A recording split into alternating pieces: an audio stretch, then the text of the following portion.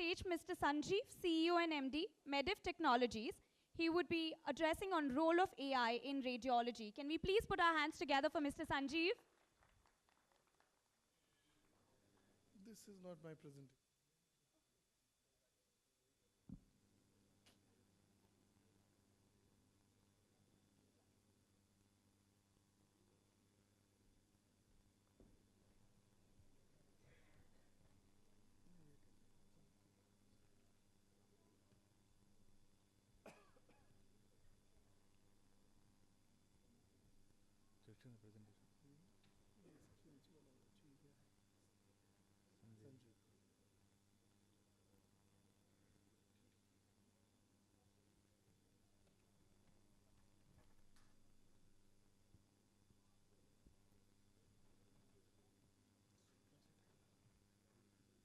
Project it. This is over. Move. Next up. Okay. Good evening, everybody. I know you all must be tired and wanting to get home sooner than later. Normally, speakers come up and say, I'm standing between you and lunch. They're telling this to the audience. I think I'm standing between you and you're going home, which is more dangerous.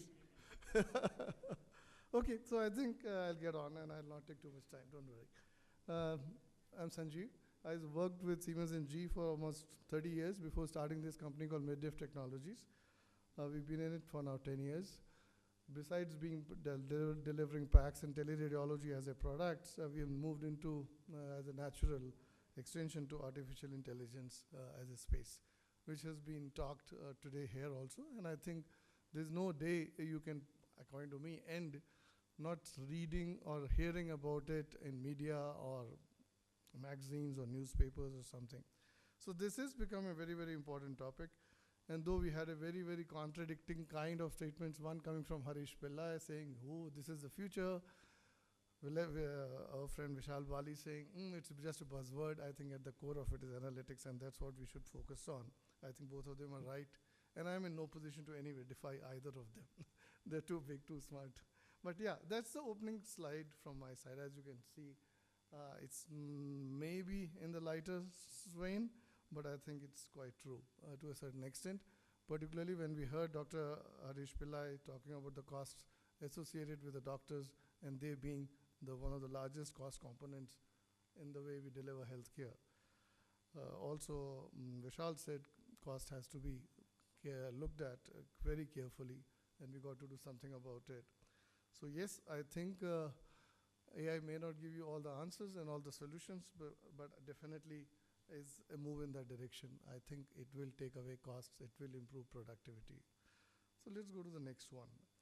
Now this is at a very, very generic and a very general level, and AI as a subject. You know, when last I was thinking about this subject very deeply, World Cup was happening.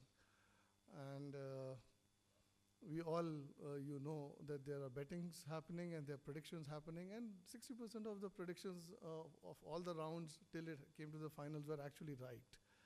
Now, were they using AI as a tool to make those predictions, or they were doing at their best judgment? Nobody knows. But I'm convinced that next World Cup, when it happens, I think AI would have reached a stage that before the tournament begins, we would know the winners. That's my belief. And AI will play a very, very important role in making that happen. Am I looking forward to it? No, because it'll take all the excitement out of and the fun out of the scenarios. But yeah, I think that's happening. Same applies to International Olympics. And this is just one thing I put in when I was making this slide last night was because, and I was talking about my travel. I think all of us travel a lot. We all are subject to the unpredictability of flights, cancellations, delays, arranging a cab in the morning, sleeping and putting on an alarm and all. I think a few years down the line, all this would be taken over by AI. AI will tell you what time you have to get up, what time is your flight, what time your cab should come.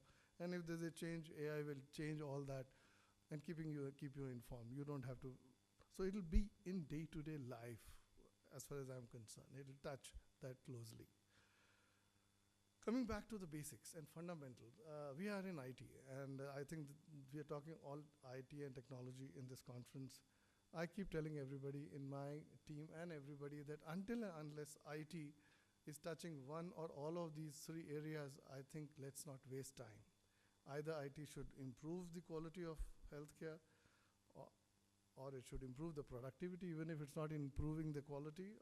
If it's not touching those two, at least it should reduce the costs. If you are dabbling with IT and it's not touching one of the three or all the three things, don't waste your time. Another thing which again I think has come up during the morning discussions again and again, and this is actually a lot of data goes in, and the credit I would give to Dr. Dev Shetty, who is not here. I think this is his kind of a slide. He starts some of these presentations with this slide and says, you know, which is the biggest industry of all in the world, and people will take their guesses, and then he'll say food. And then he'll say it's $8 trillion or XYZ, and the bigger than that is, the next to that is health after food.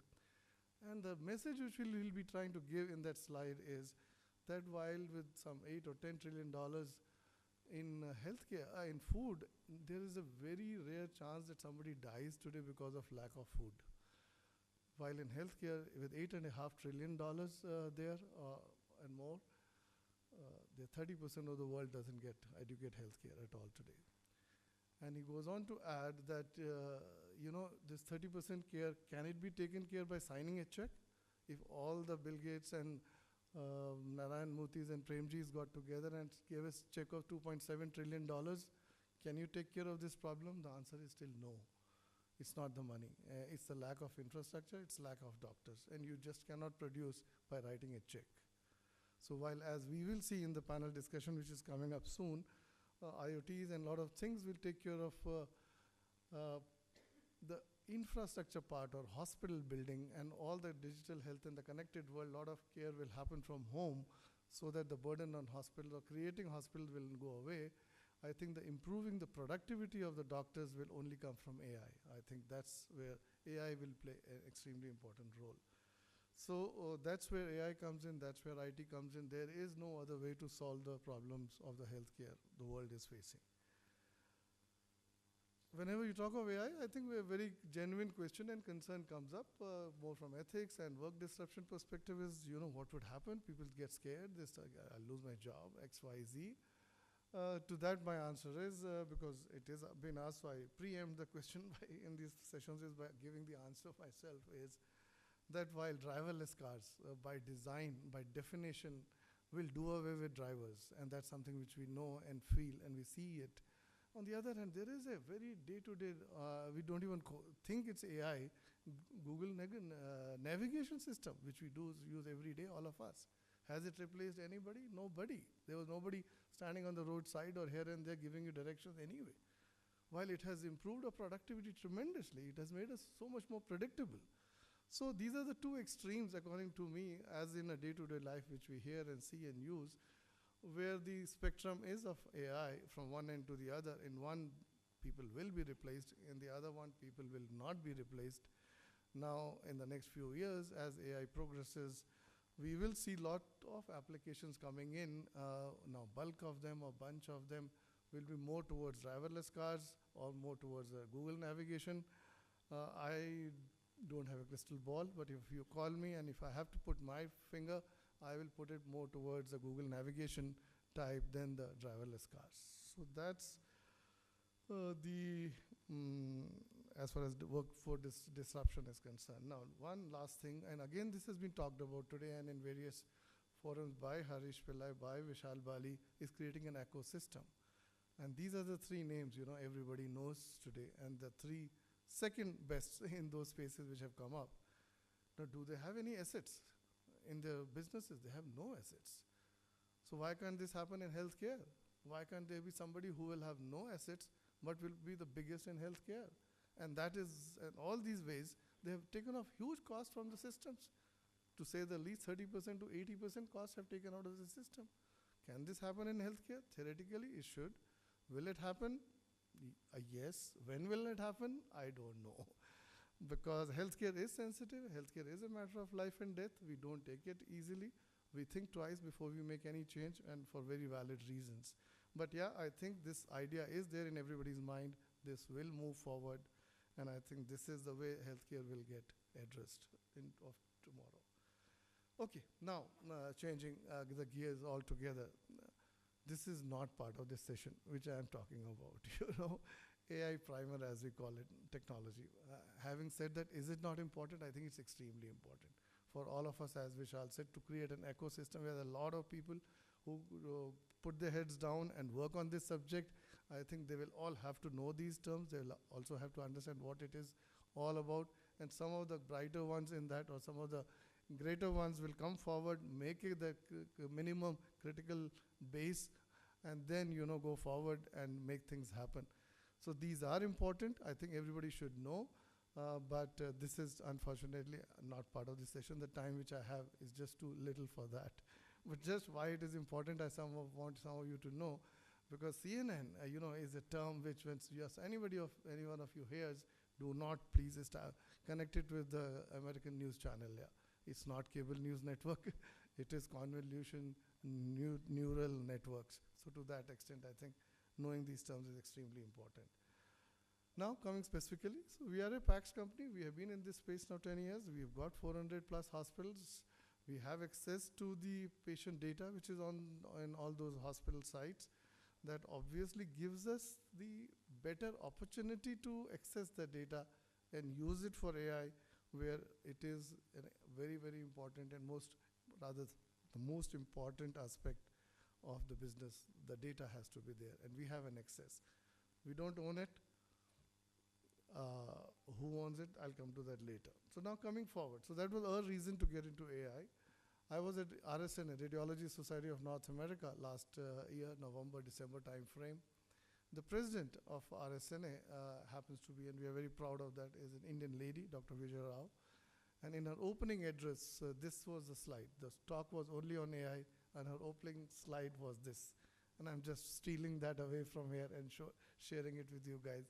She said, wherever I go, wherever I talk, these are the three things I hear of. People think it's hype, people think there's a hope in that, and some people are extremely afraid of that. Challenges, and I'm coming back now to the data part. Data is integral to this whole exercise. Challenges are regulatory environment. Somewhere it's very tough in US and Europe, somewhere it is not existing. So either way it becomes a challenge what you to do or what you don't know. Once upon a time, if you had to exchange data in healthcare, it was only for R&D, and actually they were very, very kind of, worked out data sharing practices. Nobody was worried about it. But lately, there's such a huge cost and price tag being associated with this radiology data that it seems to be more like a commercial practice. And that's why there is a magnifying glass now being put on what should be done, how it should be done, whether it's ethical, whether it's not ethical, who owns the data, what should be paid for, what should not be paid for. So here are some of the things, I just brought up. One technology which I want to talk about, and one slide I brought up here is this. And I brought this up, not because I know it well. I brought it up because I don't know it. And I'm personally intrigued with this algorithm. This is an algorithm I believe has been built, and I saw a presentation in RSNA by NVIDIA. NVIDIA guys are the biggest, are the major players from the technology side in AI. And they have created algos by which they can create synthetic images, and they call it fake images, to augment the data scarcity which is there. But these fake images are so good that the senior neuroradiologist of Mayo, which was talked about during the day, cannot distinguish between the real and the fake. And this is on record. And this paper was being presented at no less than Radiology Society of North America, 2018. So they have found a way to create fake images, and it's kind of, use it and take care of this data shortage problem. But to me, the whole exercise looks very fake at the end of it to start with. So I don't know. I don't have an answer to this, but these are the facts which I thought I'll share with you guys, that, this is happening. How it is happening, I don't know. As you see the data there, when they have used the classical data and used and added this fake data with that, they've been able to improve the sensitivity, specificity, and their papers which have been accepted. So this is real. but fake together. I don't know. So I'm confused. So I brought it up for the benefit of all of us. Any of you knows it better than me, please tell me and guide me on that. Talking about the global play in this, these are some of the companies which I saw. Just to give you a flavor of it, 2015, 4 years back, was in the RSNA, which is the biggest radiology conference in the world every year. There was only one company who participated as an AI company, 2015. Year comes 2016, 27 companies. Year number 3, 2017, 47 companies. Last year when I was there, 127 companies. So that's the kind of growth which we are seeing, and the focus this technology is attracting or getting attention. The resources are being put. And again, as Vishal said, money is available in abundance. Now, what we are trying to do in this space, and what little contribution we think which we can make, is this triage problem which we are trying to solve. I'll tell you the problem very quickly, and then we'll kind of wrap up this discussion. The problem which we're trying to do, and as I said, I've been in radiology for 40 years, and my experience tells me if there are 100 radiology investigations which are ordered around the world, 50% of them are chest x-rays. And the interesting part is, and the good part is, 45% of them are normal. But now comes the other side. There is a shortage of radiologists. Radiologists pick and choose their work. They don't want to report x-rays. They want to do CT, MRs, ultrasounds, PET CTs, which are glamorous. More money is associated with them. So they start, they choose their work. The day ends, poor x-rays don't even get a chance. So imagine, if you are doing 100 radiology investigations, 45 of them, at least in terms of numbers, are not reported. This is a global problem, not an Indian problem. And how the problem is being solved at various levels, the US x-rays are reported by Indians. You can call it teleradiology. In UK, they have passed a special legislation 3 years back, training radiographers to report x-rays. In India, poor x-ray, nobody reports. So what we are trying to do, and I spoke to some of the very senior conscientious radiologists who are not bothered about glamour and money, and who are willing to do this work, but they say it's so boring. I look at 200 x-rays and all of them are normal, or 5 of them are abnormal. I feel I've wasted my day. So they find it monotonous. That's another reason. So what we are trying to do is we are trying to go back, and my own personal journey, and I'm sure all of you would have experienced it at some point of time. We used to go to the airports and have everybody's bag screened physically. We're trying to build a screening machine where the x-rays will go through, and if it is abnormal, it will be pulled aside. If it's normal, it just goes through. When it's pulled aside, then doctors are willing to look at it and see what is the problem. Like today, when the bags are pulled around, they look at it, or whatever it is. So that's what we're trying to do, and I think by that way, we would have handled this problem.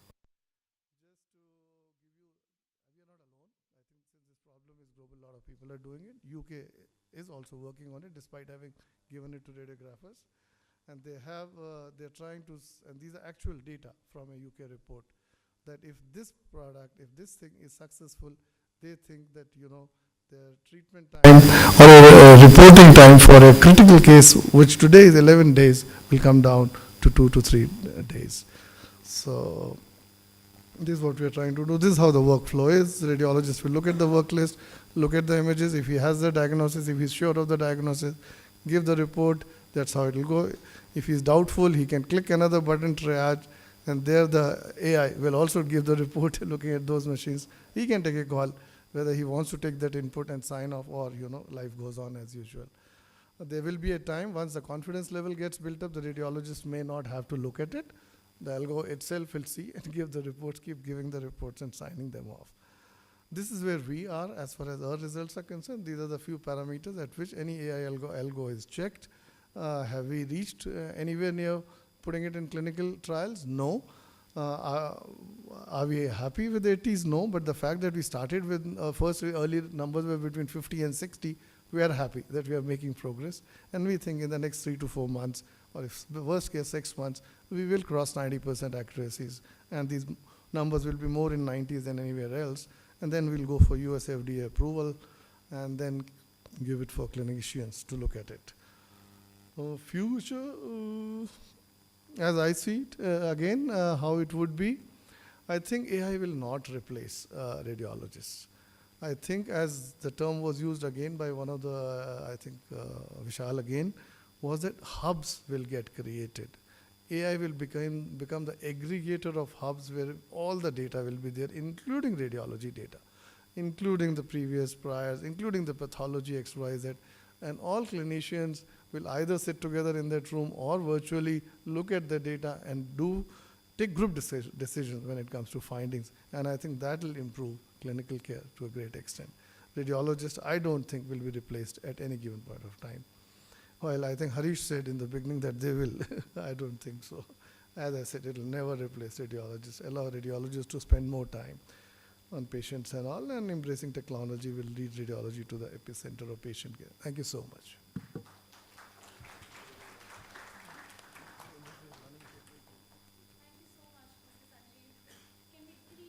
Give a big round of applause.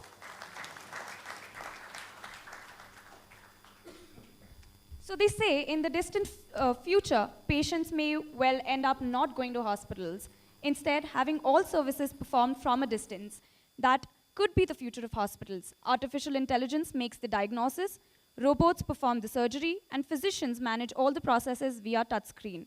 Is that what the hospitals of the future will look like? And how far away are we from actually reaching this future hospital? Many hospital facilities are already on their way to becoming smart hospitals with the latest technology and where everything and everyone is linked and